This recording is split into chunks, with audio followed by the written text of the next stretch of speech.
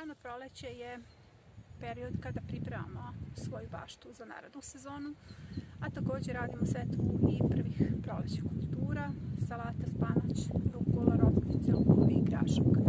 Nije to samo stvar organizacije, u pitanju je potreba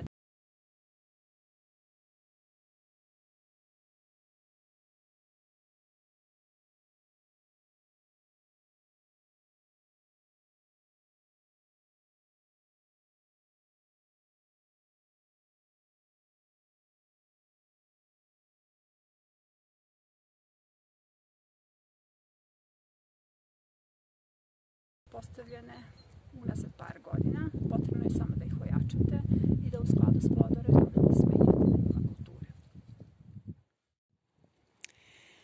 Na ovim nosačima bila je posejana visoka boranija. U pitanju je mahunarka, treća kategorija plodoreda, što znači da iza treće kategorije plodoreda možemo da posejemo ili posadimo prvu kategoriju zahtevnih kultura kao što su tikvice. Ove nosače ću upotrebiti za sadnju lufa, laginarija, vosak tikvi i vrgova.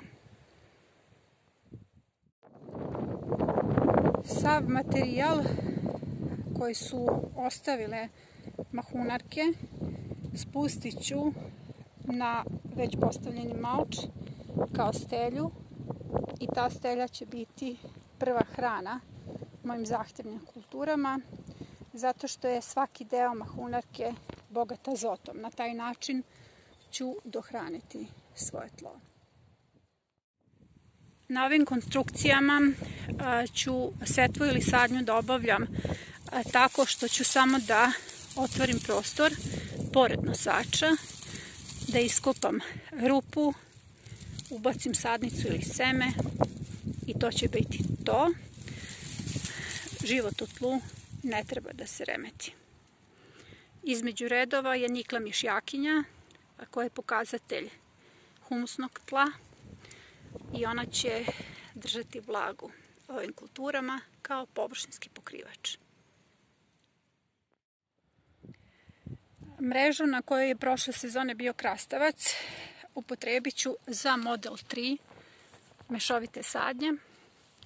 Dakle, po sredini je postavljena mreža. Sa ove strane koja nije malčirana ostavljen je prostor za krastavce, ali je tu već posijana salata, rukula, rotkvice, spanać i luk. A sa ove druge strane koja je malčirana posijan je spanać, rukula, rotkvice, salata, spanać i mladi luk. Sve su to kulture za brzi prinos i 1. aprila između rukule i spanaća ja ću baciti sadnice ranog kupusa. U pitanju je dinamika 5, nadogradnja na model 3. Mešovite sadnje. Nosači na kojima je prošle sezone uzgajana lufa, sada ću ojačati i upotrebit ću ih za setvu visoke boranije. Po plodoredu iza prve kategorije ide druga kategorija, u pitanju je spanać, rukula, rotkvica, salate, lukovi, tako da ću u dnu već danas da posijem jednu od ovih kultura i 20. aprila ubacit ću seme visoke boranije. Na ovoj mreži je posijan grašak u jesenjoj setvi. Posijan je da bi dohranio tlo. Nisam očekivala da sazre. Posijan je kasno, 20. avgusta. Na njegovo mesto su sada posijane biljke iz druge kategorije plodoreda koje će čuvati mesto za krastavac. Sada je tu posijana salata, rukula, rotkvice i luk. 20. aprila ubacit ću seme krastavca i na taj način ću upotrebiti, odnosno iskoristiti ovaj prostor za proizvodnju hrane.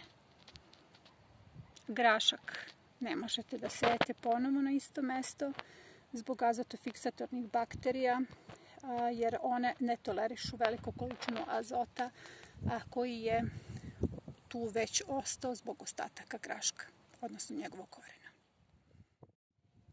Ovo je još jedna grupa nosača na kojima su bile visoke mahunarke. U pitanju su pasulji. Nalazi se između šparoge i komorača. S obzirom da je komorač solitarna biljka i zaista inhibira rast svih ostalih kultura, jedino što se sa njim slaže jeste krastavac.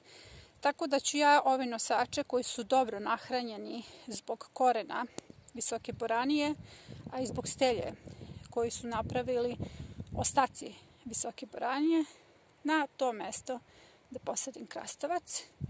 Krastavac naravno mora da se vezuje uz ove nosače, ali će to biti fantastičan prizor. Ovo je mreža na kojoj sam prošle sezone uzgajala paradajz. Parcela je prekrivena mišjakinjom. Ta mreža će sada biti upotrebljena za setvu graška.